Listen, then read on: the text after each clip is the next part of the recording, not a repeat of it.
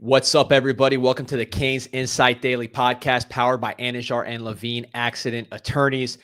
There's so much news coming hot and heavy for the Miami Hurricanes. We've been updating the agenda for the day, and it is updating right away up till we started recording. Portal, big business lined up, big names on the board. High school recruiting, 26. It has already started up again with elite players on campus. Cam Ward's a Heisman finalist, all kinds of stuff going on. We will break it all down here live. First, I want to talk about some folks that are always rolling, always on. That is Anajar and Levine Accident Attorneys. If you or someone you care about has been injured in an accident, you could be entitled to significant compensation. Dial 1-800-747-FREE, 1-800-747-3733. Take back control of your life with Anajar and Levine. Pete, hop in. Got a lot going on, bro. Yeah, sorry. I'm here fidgeting with my phone and checking out everything that's happening, man. I know there's a ton of news breaking here. Listen, we aren't on Cuban time, as Michael Rodriguez says here. I have to put a start time when I put the live. I didn't tweet anything out that we were starting. So appreciate you guys waiting in here as we're now live. You know, almost 300 right away, a minute in here. So like the video, subscribe to the channel as always. And let's get talking portal and some crazy stuff already happening, D.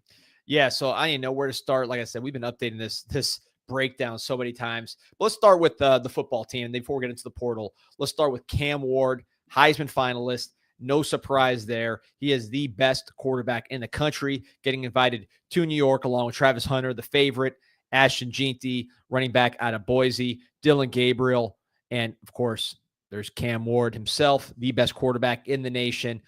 This is an incredible opportunity for Miami just to showcase the brand, showcase, this. Forget the trophy. Obviously, you want to win the trophy, but sending someone to New York, you can broadcast that to any portal quarterback recruit, any high school quarterback recruit. The whole Mario Cristobal is a quarterback killer. That's dead. You could put that to bed. Mario Cristobal and Cam Ward proved to be an incredible partnership. Cam Ward went from day 3 pick. He was always the man, but what surrounded him improved to the point where he went from day 3 pick, 4th round type pick, to a 1st round pick, potentially a top 10, top 5 pick. And of course, a Heisman finalist with a 10-win season, hopefully adding on to it. If he plays in the bowl, as he said, he may do. So just great news. Had the awesome video produced by the University of Miami. Their production this year has been off the charts. Had Danny Ramirez, star Captain America, Brave New World, doing the narration. Just a really cool video and awesome moment for the Canes. It's been, 20 years since we had one of these, 22 years. So it's pretty cool. Yeah, I had to switch to this graphic, D, because it just shows you the season that Cam Ward had. Look at that, 42,000 passing yards this year, according to the graphic. So that's what it felt like sometimes. Yeah, 42,000.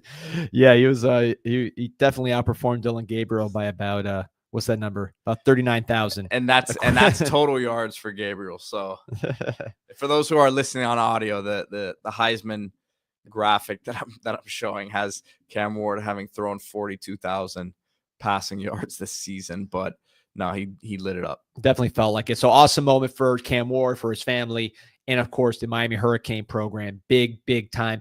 Different things that we have not seen in 20 years. Now my sons, I know a lot of you, your kids are experiencing this for the first time and enjoying the Heisman race and all that. So obviously focused on the goal, trying to win the ACC and the disappointment of Syracuse and everything else. But take a step back to appreciate some of the special things that we've been able to witness this season that we'll be remembering for a long time. All right, that is the past and present, maybe the near future if we play in the bowl. But let's focus on next season, the real future, and you start with the transfer portal. And first game of the year, you're playing Notre Dame. There's some pretty big boys, probably the best rushing team in Power 4. Miami's not far behind when you look at yards per carry, but number 1 top dog in Power 4 is going to be Notre Dame. They're coming in to the Rock. First game next season, Labor Day. You need some beef. So Miami is getting a visit from the biggest and baddest defensive tackle in the portal, and that is Keyshawn Silver. He is a former 5-star, 6'4", 304 pounds from Rocky Mount, North Carolina. He was from 2021 class. This is the same class as Leonard Taylor, James Williams. This is an old guy, 5-star who's been around for a while. He signed originally with North Carolina, ended up transferring to Kentucky, where he's part of a very stout front that's done a nice job holding up against some of the better running games in the country in the SEC.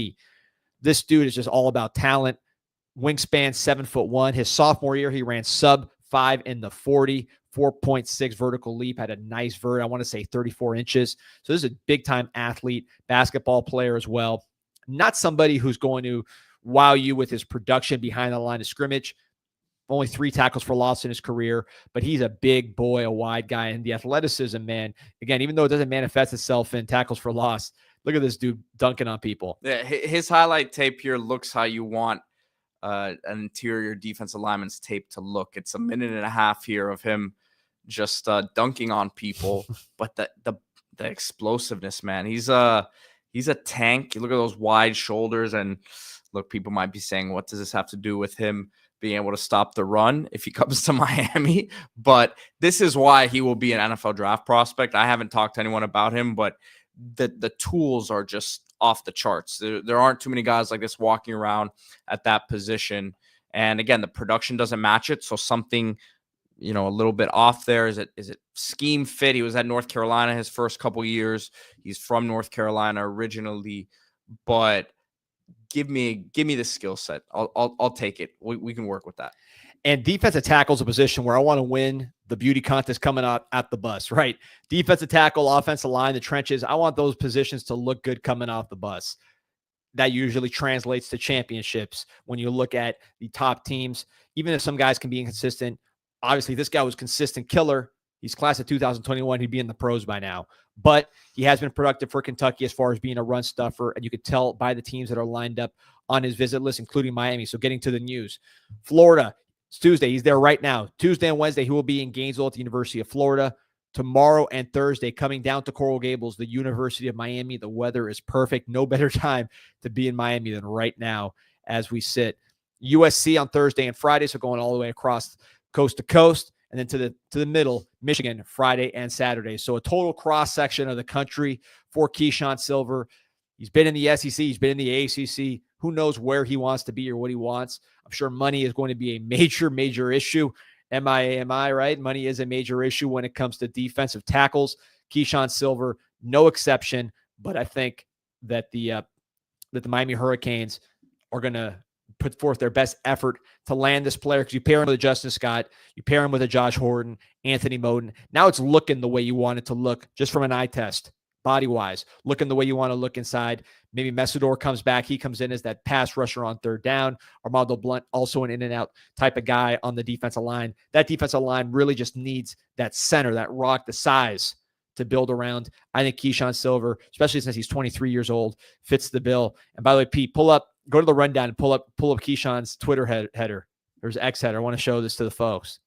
My guy. So this guy quickly jumped to the top of my leaderboard when I checked out his Twitter page. You got to check out the Twitter page to see what these kids are character-wise. Look at that at the top of his Twitter header. He's got a picture of Dennis Rodman and Hulk Hogan in the NWO. This kid must have been, 23 years old, 22. He must have been born in 2002? I don't know how he knows about all this stuff from 97. But good to see. Oh, thank you, Kyle. Ahmad Moten, not Anthony Moten, his brother. But yeah, man. D Money, by the way, yesterday was calling the UCF transfer Chasen Johnson is his name. He was calling him. Forget what he was calling him. I forgot. No, his name is Robinson. I think I was calling him Johnson. No, his name is Johnson. You were calling him Robinson. So yes, we'll correct that 24 hours later here. But we've been talking about how ideally you get guys who have multiple years of eligibility. I think at the position we're talking about here, when it comes to Silver, you'll take the veteran age. You talked about 23 years old, like with that size, with that grown man strength. Hypothetically, he should be able to throw some guys around next year. Yeah, I believe you have 3 more years of Horton, 2 more years of Moten, 3 more years of Scott, 3 more years of Blunt. So you got young guys. You need veteran size to just hold up against the Notre Dames of the world. Replace what you lose with a Simeon Barrow. You lose CJ Clark, Marley Cook. Again, you hope to bring back Messidor. That's a lot of guys, varying talent levels, but old guys going out the door. You need to replace that. This, to me, I don't think you need. In the past, we've signed like 3 defensive tackles a pop, right? Just because of the need at the position.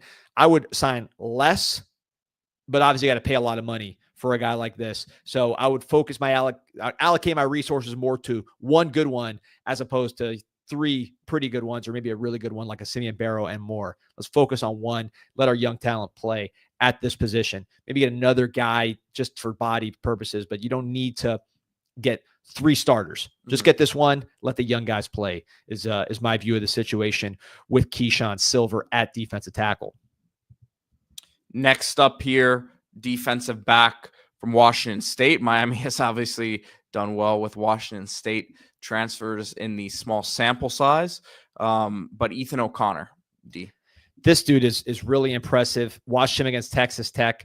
He is a long, lanky corner. Just looking at the body type, he's 6'1", 172. I think he's taller. He's heavier than 172. That was his listed weight. Definitely not huge, but he's strong enough. But definitely that 6'1" checks out. He's about a high 10'9", let's say 10 or 11 flat type in the 100. So about a 4.5 speed kind of guy. But when you watch him on tape, you see the instincts. This guy's always around the ball. Stat-wise, redshirt freshman, 4 interceptions, pick 6, 12 pass breakups, 3 years of eligibility, had a pick 6 to win the game against Fresno State, had a big-time turnover against San Jose State in overtime. So this is someone who makes plays when the plays are there to be made, very feisty against Washington as well. You feel his presence when you watch him. Sometimes corners, sometimes it's good. You don't notice him as much. But this is a guy, it's like he gets picked on, but you notice him just because he's blitzing, he's coming up to make tackles. Just a very active type of player. And I think he's someone that could really help out the Miami Hurricanes for multiple years. He is from California, Orange County. So like the Los Angeles area, Los Alamitos High, was originally going to go to UCLA, had an academic issue, went to Washington State sort of against his will. So let's see if we really nice ball skills there on the interception against San Jose State in overtime. Look at that. Yep. So impressive player. Miami needs young corners. I'm not exactly, shocking anybody with that take. But this is somebody that's got really, really nice length, eligibility, and instincts and production. So bring him in if you can. He's a name to watch at corner. First reported, by the way, by Gabby Rudy of 247. Shout out to him for the scoop of some of the young corners. Also, he noted that Arizona's Emmanuel Carnley is on the list to watch. Another California kid from Antioch, California. That's in the East Bay in between Stockton and Oakland, that Bay area, so a little further north than O'Connor. But this guy's 6'3". He's got a little bit of an edge. Got ejected from the TCU game for spitting on a player. So going again, this is the old Pac-10, right? Washington State and Arizona, California kids, guys with length and guys with multiple 3 years of eligibility. So similar profiles for both these guys on the radar. I think when you combine that with Chasen Johnson, who we talked about yesterday from UCF, he's 6'1". You're really looking at longer corners with multiple years of eligibility. That to me is what this team is focused on building. So go alongside OJ Frederic, who himself is a 6'1" corner with 3 years of eligibility. So I think that's what you see as far as a pattern with these corners. Someone to pair with OJ Frederic, not just for this year, but also for next year, and give you some length on the outside. All right. By the way, we got almost 1,300 already, man. We just popped off. Like and subscribe to this show if you haven't already. We are on every single day talking Canes, talking portal, talking recruiting, talking coaching changes. We are giving you everything we know every single day. You don't need to go anywhere else. One-stop shop for Canes, plus this great Canes community. Look at the chat just exploding. Good morning, everybody in the chat. I see a lot of familiar faces, a lot of new faces. Appreciate you guys. So again, like and subscribe here if you have not done so already. Appreciate you all. Over 1,300 already, flying. And look, Fresh 3542 says we need that fast wide receiver Virgil. He has 19.2 average speed. Well, luckily for you, Fresh, that's who we're talking about next. Yeah, so let's break this one down. This is a Florida kid. So we went from a guy from these lanky playmakers from California. Now we're coming back to the state of Florida to get focused on Reggie Virgil. He is making his name here in the Miami, Ohio Redhawks. Oxford, Ohio, the cradle of coaches, have family members that went here. There you see him tracking the ball, lanky guy. Very interesting. So he's not a redshirt kid. He's a junior, a true junior this year, but he barely played any offense when he was at Miami, Ohio, his first 2 seasons. He came from Apopka, Florida, same place as Brandon Merriweather, Warren Sapp, 6'4", 190, played primarily special teams, only 2 total catches. He went to a small school, Mount Dora Christian Academy, 3-star. No one really knew about him. But you look at his high school resume, 2-time team captain, small school, 3 sports star, played football, basketball, and track. On the track, 22.7 in the long jump, 6 feet 6 inches in the high jump, and 15.56 seconds in the 110-meter hurdles. Carry the ball, caught the ball. Really, when you look at his high school accolades, pretty talented guy, but a small school guy and lanky, kind of growing into his body. So he goes to Miami, Ohio. First 2 years, barely plays aside from special teams. And then this season, 46 catches, 946 yards, 10 touchdowns, very explosive downfield threat. Not what you get with the Restrepo, kind of the total opposite. Tall, lanky, straight line, downfield kind of guy. I think like a Tommy Streeter from the Canes, something like that. Not as big, but the speed, the downfield threat, the track background. He's got offers from Miami, Florida. Florida State just offered. He is a Florida State fan, grew up in a Florida State family in that Apopka area. So that's a team to watch out for potentially with this young man. But he's someone that Miami's offered and Miami is interested in, and is just an intriguing recruit. Late blooming Central Florida kid. You see him every year. And I actually skipped over someone that you wanted to talk about, D, and that's Arizona's Emmanuel Carnley. Oh, yeah. Well, I talked about him briefly. Sorry. Yeah. He's another California kid. Similar to O'Connor. Big thing with him is the edge. He's 6'3", and he got kicked out of a TCU game for spitting. But he's long, he's athletic. Him and O'Connor, all 3 of the guys we talked about, lanky dudes. Miami's trying to add length at corner and also at receiver when you talk about a Reggie Virgil getting that offer. So that's kind of a theme there. Now, fortunately, the portal goes 2 ways. We're going to talk about some Miami names leaving the portal. But first, Pete, let's talk about some folks that stay in Miami year-round. That is Islas Canarias, the #1 Cuban restaurant on planet Earth. Holidays are coming up, whether it's Hanukkah, Christmas, whatever you celebrate, New Year's Day. Get your shopping done at Islas Canarias. You show up to the party with the holiday platters, with the croquetas, the most famous croquetas in Miami, and you'll be the star of the show. There you see all the awards they win. It happens all the time. You can go out west, or you can go to Islas Canarias Express in the Dayland Dining Pavilion. It's the food court. It is the #1 spot very quickly in that dining pavilion, centrally located in Dayland Mall, close to everybody if you don't want to go out west. Either way, get this Cuban food for your parties. You will be the star of the show, showing up with these croquetas, with these empanadas, with these pastelitos. You'll be the king, plus coffee. You know what to do. Islas Canarias, the #1 spot for Cuban food on the planet. A lot of Cuban coffee for Mario the next month here, D, with all these moves in the portal. Yeah, man, he doesn't stop. This portal is so insane. It really does just never stop. And you see new names, and having dealt with it and kind of talk to people while things are popping, it's always uncertain. You have a plan, and then the plan changes. There's someone that you think is a lock. He's not, and then someone new name comes on, and it comes together quickly. The portal is much different than recruiting because the relationships are new. Unless it's someone you recruited in high school that you kind of circle back to, you don't know these guys. You don't know their families. It is speed dating, and it's a very unusual situation. And for us, I think that makes it a lot of fun. So just switching gears to the sad part about the portal, which is losing guys, right? They don't just come in, they go out too. And Miami lost some talented players that I think can contribute at other programs and make plays, starting with A.J. Allen. This is the running back, originally from Monroe, Louisiana.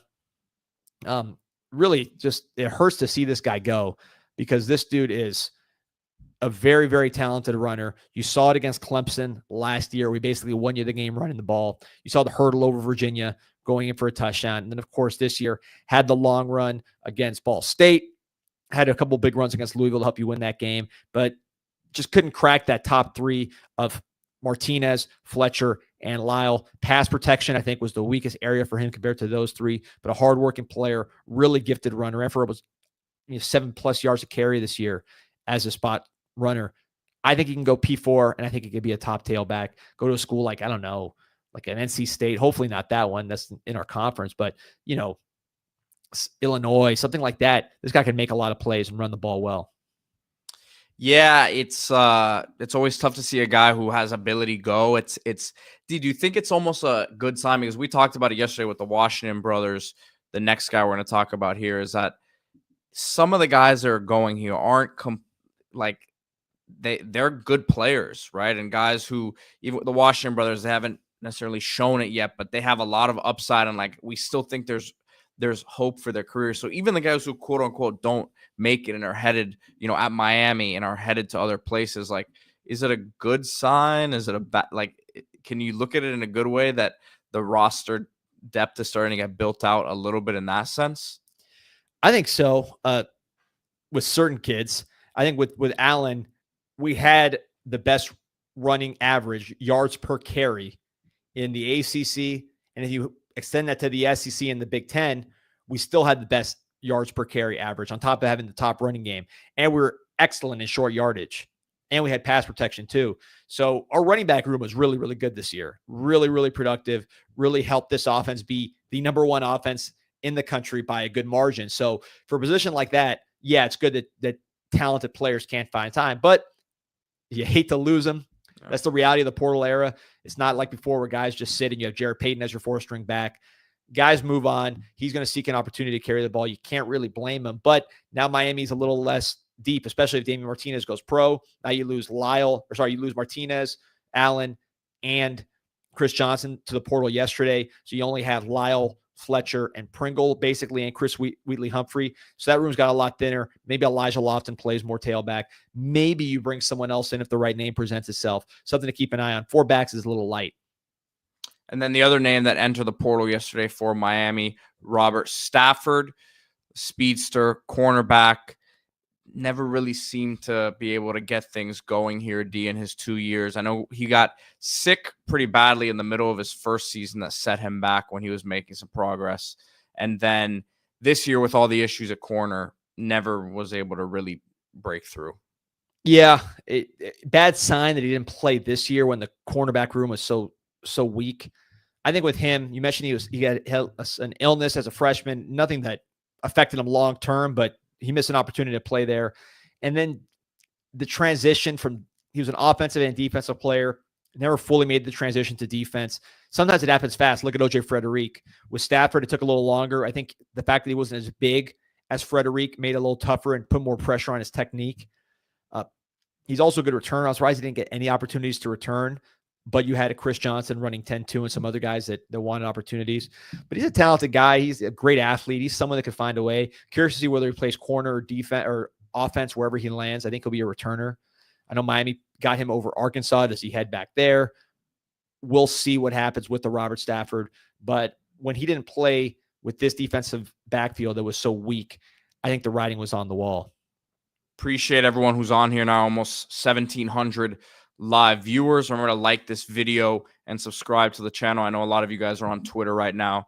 Check us out on YouTube at Official Canes Insight.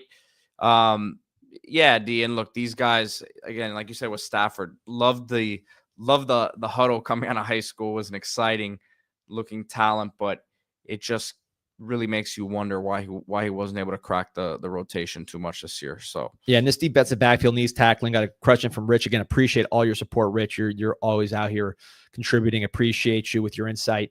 Asking, are Humphrey and the Purdue safety Dylan Thieneman visiting? Not yet, and those are going to be heavyweight battles for those kids. So, I'm not putting those in the in the win column yet. Those are going to be very, very tough battles. Dylan Thieneman for Purdue. You worry about Notre Dame. You worry about Ohio State just because of proximity, those kind of things. Humphrey, Texas kid.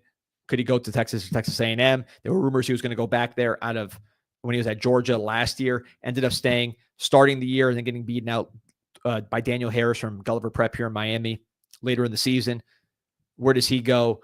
I think Texas is probably more realistic. Texas school for Julian Humphrey and for Dylan Thieneman. I mean, again, just reading tea leaves, I think one of these big Midwest schools, whether it's Notre Dame or Ohio State, to me makes a lot of sense. But, we'll see what's going on there. But Got my guy. Let's see here. We got some comments here. A reggae historian. Appreciate you here. You're saying, love the insight. My wish list: one slot receiver, one outside receiver, one DT, one linebacker, two corners, two safeties. I don't think that's too far fetched. I would say, this is me speaking now. It's not speaking for the team. I hope they get one receiver as opposed to two, because you do have JoJo Trader and Nycard. They're going to need opportunities. You're paying them a lot of money out of high school. They're top 100 players. All their classmates are producing. They were behind a lot of guys this year. It's understandable. But now next year, those guys are gone. Rely on those guys. You're counting on them to be players. That's why you brought them in. They've been good in practice. Trust them. And Isaiah Horton, been really, really good. He can do more. Is he going to be your Jeremiah Smith total number one alpha? I'm not sure. But you can do more than what you did with him this year, and he was a very big part of this year's team. He's a worker. He'll get better. By the way, reggae historian. I'm not a big reggae guy. I mean, I appreciate it, but I'm not that knowledgeable about reggae. But I was listening to a song by the Itals, In Adissia Time, yesterday. I don't know if you know that one. You probably know the whole background of it, but awesome song. Any man could tell a lie, but the truth reveals itself. I'm going to use that on one of these podcasts coming up when appropriate. So appreciate you, reggae historian. Oh, look, hey, Alec. Appreciate you, Pete. Get the plug in right now. Group Chat Sports, man. We started our show yesterday. We went pretty much right after the Canes Insight show. You see it here. We went about 45 minutes, but we're doing daily portal talk across the country, so not just Canes. And yeah, man, it was interesting to see some of the moves across the country yesterday. We're gonna be doing it today again right after this, so probably around like 1 o'clock or so. So go subscribe to this page here, man. Go to Group Chat Sports on YouTube. Got to get those subscriber numbers up, man. And if you guys like what we do here with the Canes, we're going to be doing that now nationally. So a lot of portal stuff, coaching movement.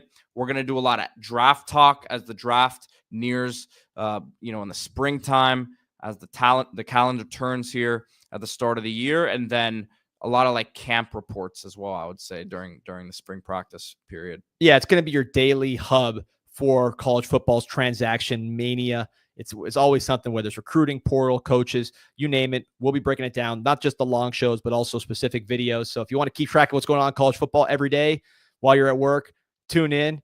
If not, just subscribe and like it to help us out. We'd appreciate it. It's going to really help us grow as we're just getting started. So again, appreciate you guys. Like and subscribe. Group Chat Sports. That's the Group Chat Football live show every day, plus the various little videos that we do on specific transactions outside of the world of the Canes. So again, appreciate everybody's support. All right, so coming back to the Canes here.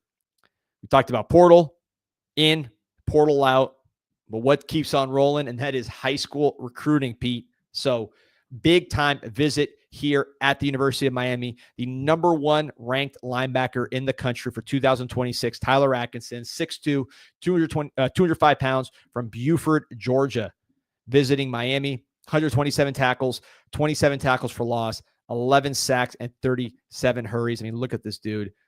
This guy's an absolute monster. Buford regularly produces beast. I think he's at Grayson. Oh, sorry, Grayson. Yeah.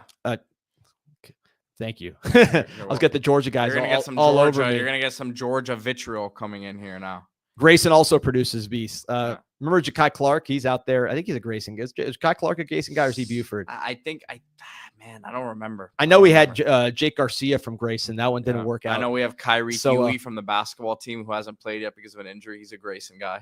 There we go. Well, anyways, he's on campus, elite player. You got to visits are what matters in recruiting. Get them on campus as much as possible. We're right here in Miami, right next to the old Orange Bowl. Miami is perfect right now. It could not be any better than it is right now. So if you're visiting from somewhere else, you will love this visit, the vibes, the campus. This is like a postcard for Miami. So you want to get multiple guys on campus. Another name to watch, Pete, from California, Matter Day, another elite program, top 247 wide receiver, Caden Dixon Wyatt. This is a guy, he's in town for an Adidas photo shoot, apparently. So you had all these guys in town. This was first reported by Gabby Rudy at 247. All these guys in town for a photo shoot for Adidas. And when guys come in town, baby, gotta love it. When guys come in town, you got to take advantage and get them on campus, whether it's coming for 7-on-7 tournament or whatever it is. You bring them in on campus. So big time wide receiver visiting. You now have a proof of concept for these 26 wide receivers. You could say, listen, we have 4 guys that are going to at least get a chance in the NFL. I don't know if they're going to be drafted, all 4, but they'll all 4 get a chance. Certainly in camp, you'll have multiple guys drafted there. They all had production. The ball was spread around. A lot of highlights. Xavier Restrepo personally is a big-time All-America type receiver. So here we go. You recognize that helmet. These guys produce studs every single year. Look at that. Look at those ball skills from this young man. Wow. Matter Day, one of those programs, you know what you're going to get. Well coached, tough, productive. So it's not easy to get these guys on campus from California because they got to pay their way and it's far. So when you have a chance to get somebody on campus for free because they're here in Miami for other reasons, it is a complete win-win. So really exciting player here from 26. He's the number 55 overall player in the land coming to visit Miami at receiver. So 2 top 60 players on campus right now. Perfect day. December while you're doing the portal. That's why they pay these recruiting guys the big bucks. You got to balance a lot. Plus Miami's getting ready for that Pop-Tart Bowl. So a lot of stuff. Pop-Tart Bowl, as Cam Ward would say. Yeah, he was cracking me up on that video. Man, he's a funny guy and a great leader. So, here we go. Reggae historian. The Itals are reggae royalty. It was a massive hit in this time. Appreciate the lesson. It was awesome, man. That was vibing. That was the bar for me. Any man can tell a lie, but the truth reveals itself. So hopefully some truths reveal themselves positively for the Canes coming up. The comment here I wanted to get to real quick from Ryder Boy. He says, feels like the portal options are a lot less talented than last year. I mean, look, the 2 things I'll say is we are a day and a half into the portal officially opening. There's going to be waves of this, right? You have until December 28th. So guys they're not going to try to wait weeks here, but there's a lot of back and forth in terms of NIL posturing going on this week with collectives and players and agents, and decisions are still being made, right? So it's very, very early in the process here in terms of I think we have another week plus of guys entering the portal, maybe even more. You know, I could see guys entering the portal. They're going to enter the portal up until the very end of this thing, but like I think up until that last week, 10 days, you're still going to see waves of them. And number 2, this is this cycle, right? There will be guys who then enter in the spring again. So we're 36 hours into this thing. I would say let's be patient. Almost 19. Let's see. We're almost there. Let's see if we hit it. We're right at 99. Someone going to join. We are right on the border. There it is. 1,900 people on live, man. We're setting records every single show. If you have not liked and subscribed to this podcast, please do. We're on every day. Plus, we're on Apple Podcast, Spotify, if you prefer on audio. But we're rolling live, and we'll be doing that all off season, recruiting, portal, spring, you name it. We'll be there. And of course, the season coverage, plus baseball and basketball. So I appreciate everybody's help. A lot of questions I wanted to get to. I saw some questions about Dominic Raiola. I don't see that one. That would be new to me. I've not heard anything there. That one just doesn't. I think it's Dylan Raiola. His dad was Dominic. Man, if I ever did the show alone, I'd be getting sued. Dylan Raiola, I don't see that one playing out for us. That one doesn't. I've not heard any buzz on that. I know his grandfather went to Miami. His dad went to Nebraska. Obviously, he's at Nebraska now. And, you know, my personal view of it is these guys that transfer a lot, you know, I don't see it. Plus, he also put out a statement saying he was going to stay at Nebraska yesterday. So it'd be a real about face to jump in the portal after that as a quarterback. So I think he's going to stick around. He said as much. He saw the speculation, and he went up and ended it. Question about Kyron Drones. Do you think Virginia Tech would enter the portal? Would Miami go after him? He'd be a name to consider for sure. It's hard because he didn't have a great year. Injuries, inconsistency. So to replace Cam Ward with someone who wasn't coming off a great year, optic-wise, can hurt. I could see Kyron Jones having a big year with a good offensive line, good talent, good running game that we'd have. He'd be a great runner behind our offensive line with our backs. He killed Miami, obviously. But I don't know if we go in that direction, but we could. He's a name that I know just from Miami playing against him, he has a lot of fans in the building. The GOAT, Kaba. What's up? Joining you guys from beautiful La Mirada and the Keys. What a life. Yeah. We're out here grinding. Hey, listen, he works down there, so. All right. Shout I know out. there was one more guy you wanted to talk about in the portal. Yeah, there's a lot of questions. While talking about this guy, Pete, look at some of the questions. We're up to 2,000 almost. So one name I wanted to point out in the portal, Kendall Stanley. This is the offensive tackle from Charlotte, who was offered by the Miami Hurricanes. 6'5", 290. He was at Charlotte University, but also is from Charlotte, North Carolina. Watch the clips here. Athletic looking guy. Obviously a huge jumping competition when you talk about group of 5 offensive line to the Miami Hurricanes, but these guys get drafted every year. Charlotte produced Alex Highsmith, who you see for the Pittsburgh Steelers, really good player. So there's pros out there. They produce an O-lineman, Nate Davis, I want to say. Yeah, he's like an undersized tackle, right? Play guard. Yeah. So this is a guy he's got pretty good size at 6'5", 290. Not huge, but you see good athlete. He has some strike to him, some finish.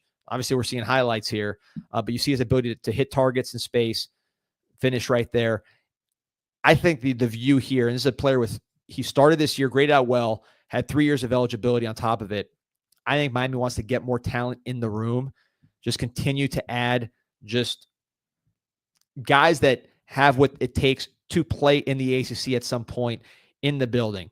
They're not necessarily starters, but you want to have guys that can be coached up, that can develop, especially if you lose guys in the portal. You want to replace them with viable replacements. This is someone who's already played.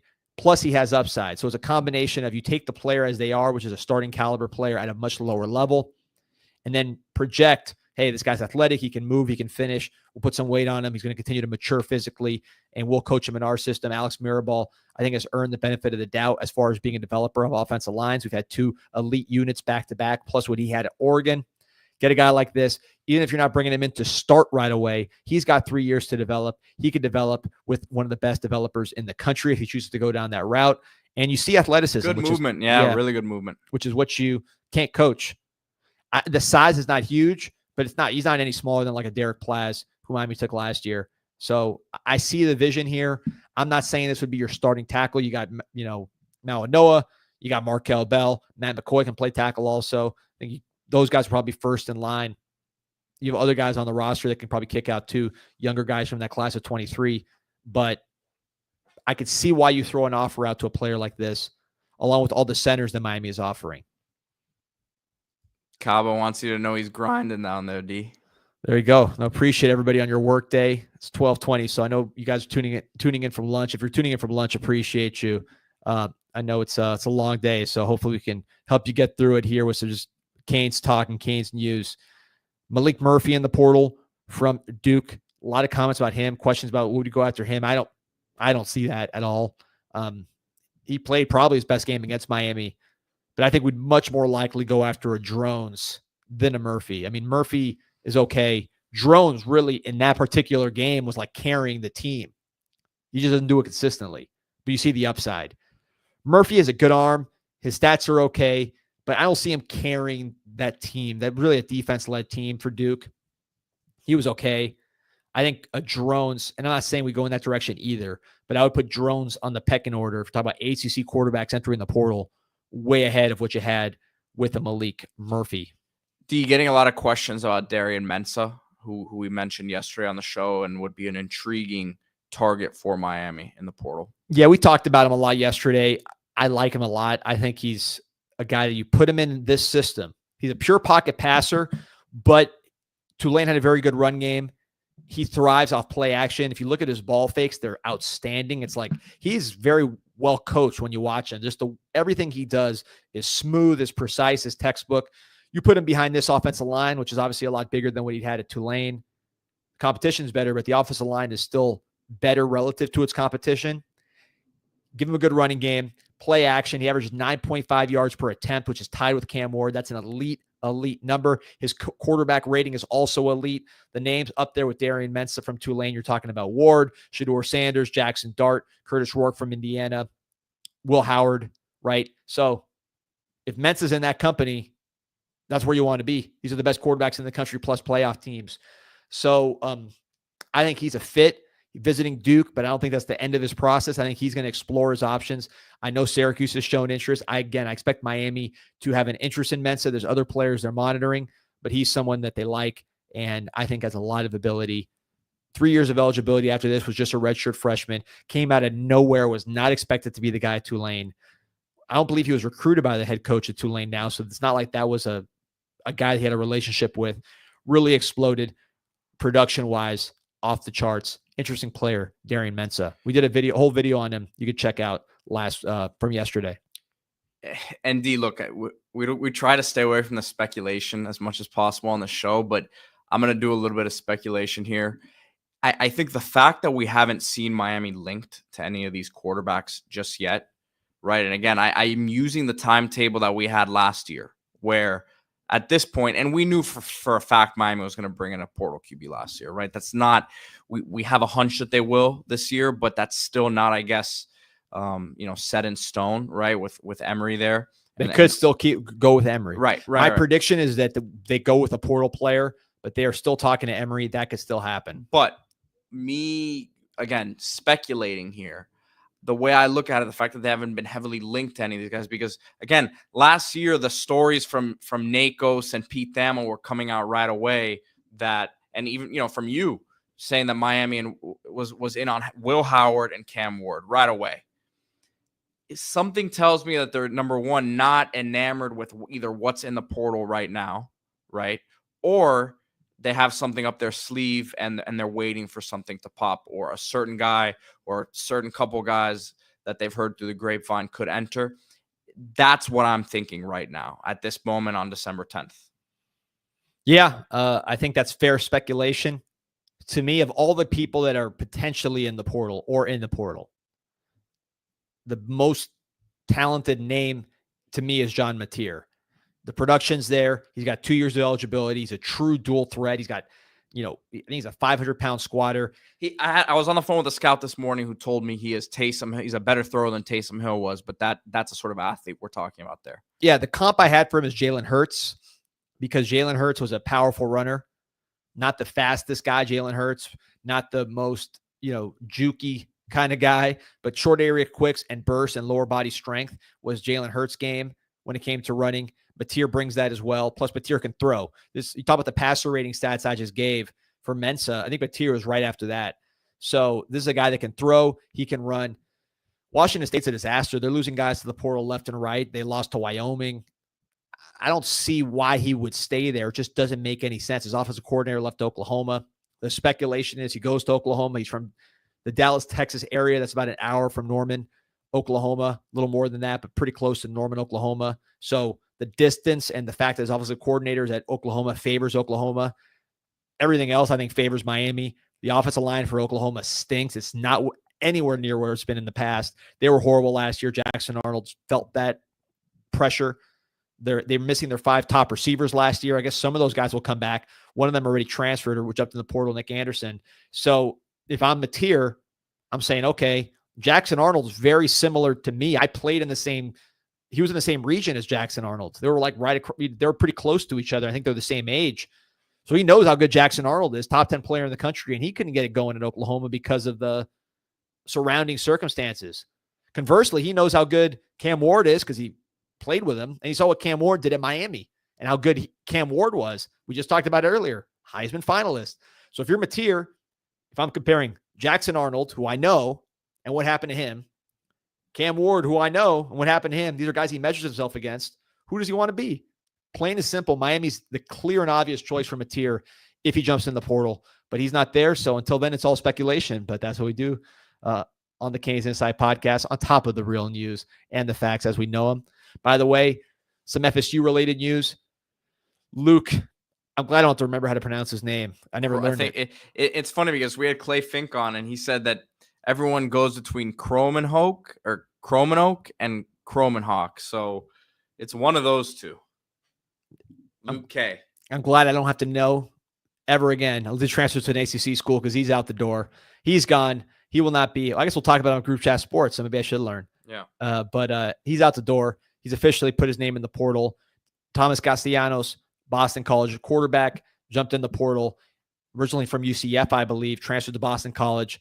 Then now has come back when Bill O'Brien took over, switched to more of a traditional passing attack. Castellanos leaves middle of the season, quits on his team, comes to a team full of quitters, the Florida State Seminoles, and looks like he is going to be a Seminole. Not official yet, but that's what the tea leaves are saying. He's just got a bunch of crystal balls. Quitter program, matches like a glove. I could see him ending up there. Kane's 1972 in regards to the quarterback says, waiting hurt us with receiver last year, so why wait?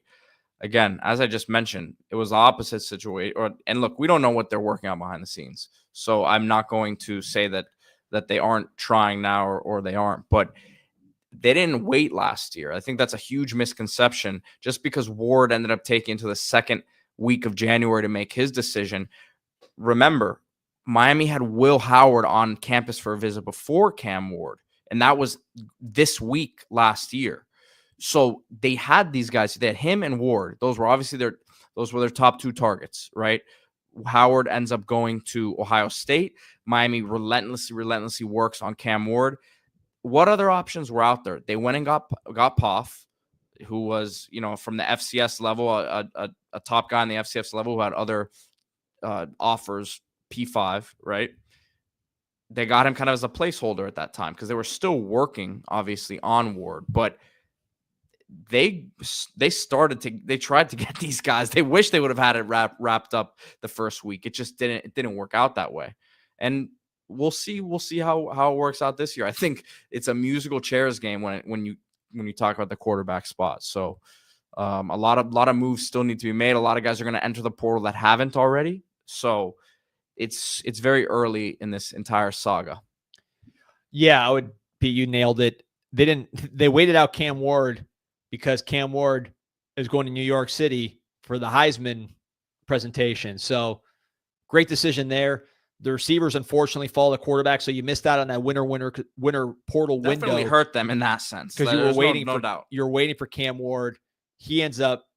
You get Sam Brown afterwards. So would you have rather had Cam Ward in place December 10th and then just go recruit receivers off of Cam Ward in the winter? No doubt that would have worked out better. But I think you just had to wait out Cam Ward because he's Cam Ward. That worked out as well as it could. Obviously, the missed opportunity, you wish you had more, I don't say more team success because you won 10 games, but that last bit of team success that you needed, that final goal, not accomplished. Certainly not Cam Ward's fault. And I don't think it's the receiver's fault either. You'd have loved to have a receiver maybe in that winter portal instead of waiting to the next portal window. But quarterbacks first and foremost, most important. You got to get that right, and then you fill in the receiver. But yeah, so you put something in the chat here. Yeah, I put the group chat sports link. We got 6 subscribers from the shout out there, so you got to have to copy and paste the link. Yeah, listen, that's your one-stop hub for all national transaction college football news, coaches, portal, recruiting. You don't want to hear me rant. I'll just be kind of giving you the news while you're sipping your coffee or eating your lunch and understanding what's happening in the college football world. And if you don't care about that, you just care about the Canes, like and subscribe anyways because it helps us. We appreciate you guys. And if you're not on here, we got 2,200, so we know some of you guys aren't subscribers. Like and subscribe to this podcast. We're on daily with the Canes content. Appreciate you. Appreciate the whole community here. Let's answer a few more questions, Pete. Let's see what we got here. Florida Edge just jumped in the portal. Jack Pyburn had some good games at Edge. He was the guy that was projected to go to the Miami Hurricanes with Cristobal's first class, the transition class.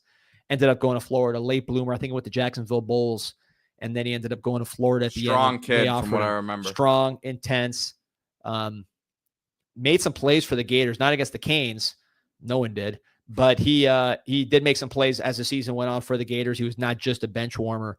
Ended up jumping in the portal. I know Miami finished second for him initially because he vibed with Cristobal. They got that that same kind of personality. So maybe that's a fit. Who knows? I wouldn't rule it out. It's 60 tackles, 2 sacks, 5 tackles for loss, 1 INT. I wonder why he jumped in. That to me is an interesting one because this is a productive football player. They're gonna be aggressive in the portal too. So maybe he's caught wind that they're bringing other guys in, and he's kind of like getting frustrated with that. I don't know. That's speculative on my part, but I got one more bit of news here. But first, Pete, tell us about the Miami Hurricane team store, MiamiHTS.com. This is the #1 retail provider for the Miami Hurricanes. It is the official retail provider for the Miami Hurricanes. This is Harry Rothwell, You know him well. If you ever went to buy apparel for the last 30 years around the University of Miami, all you do is move across the street right there next to the Thesis Hotel on South Dixie Highway facing the school. If you're not local, Miami HTS will take care of you. Promo code INSIGHT20 in person or online. That'll get you 20% off your first item. Look at all this stuff. Perfect for winter when it gets cold, and it's also perfect for Christmas shopping. Get your Christmas shopping done.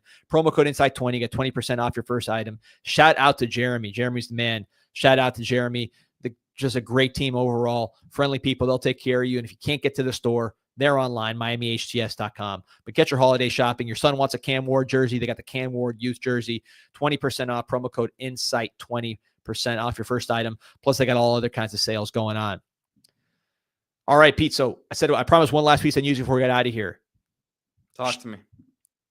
New offer, same position Miami's been hitting hard, which is the center position. Putting the link in the chat. Pete, it's actually on the main chat, so you can just go ahead and pull it up. Wendell Moe, center from the University of Arizona. He's got some big offers. I'm looking through his Twitter. He's got Tennessee. He's got some other offers, but he has a big offer from the University of Miami as of 18 minutes ago. He is Polynesian. I'm trying to decipher the flags. I believe one is the Samoan flag. Maybe Tongan is the other one. Let me. Nope. He's got Samoan flag and another flag in his profile pic. But it says right there, Poly alumni. And of course, what picture does he have to announce his commitment to the university, or his offer from the University of Miami? Francis Mauanoa.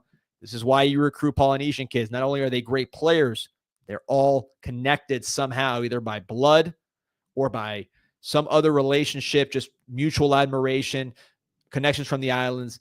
These guys are tight. They look to each other, and if you do right by them, they will do right by you. Miami has that pedigree now with Mario Cristobal turning Penei Sewell into the best offensive lineman in the NFL. Francis Mauanoa following behind him. Could Wendell Moe from Arizona follow? It's the American Samoa and Samoa. Oh, okay. So the both Samoan flags. So there you go. Keep it going, man. We want a whole bloodline here. They're taking over the WWE. They're taking over the ACC. You got CJ Alfatuli on the way at center. No. You just did it again. SJ is a new one. I know AJ. I know CJ. BJ Armstrong. There's not that many SJs. I'm learning that one. That's a new one for me. SJ Alfatuli. There you go. Thank you, Brandon. Thank you. Hammer it home. Thank you, Brandon. SJ, CC, Kiko, Frankie. Add Mo to the mix. Right there. There's your bloodline. There's your Survivor Series War Games team right there. So, name to watch. Of all the centers, that one intrigues you the most just because of the Poly connection, man. Tennessee just offered too. So those big boys trying to inquire. And Tennessee does well with the Polys as well. Sure. Obviously, their quarterback, and they're playing in the playoffs. So that's where Miami wants to be. Henry To'o a couple of years ago also before he went to Bama. That's right. That's a good one. Yeah, they did. All right. Well, keep it locked here on Canes Insight. Appreciate, the over 2,000 who've been with us here most of this show.